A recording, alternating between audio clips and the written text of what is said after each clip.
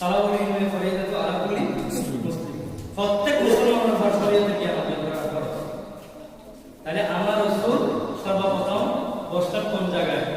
যেখানে কোরআন হাদিসের আলোচনা চলতেছে ওই জায়গায় আমার রাসূল ওই জায়গায় অবস্থান করলেন।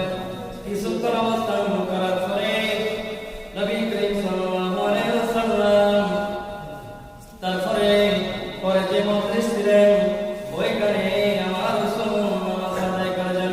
উচ্চ আওয়াজে বলুন সুবহানাল্লাহ।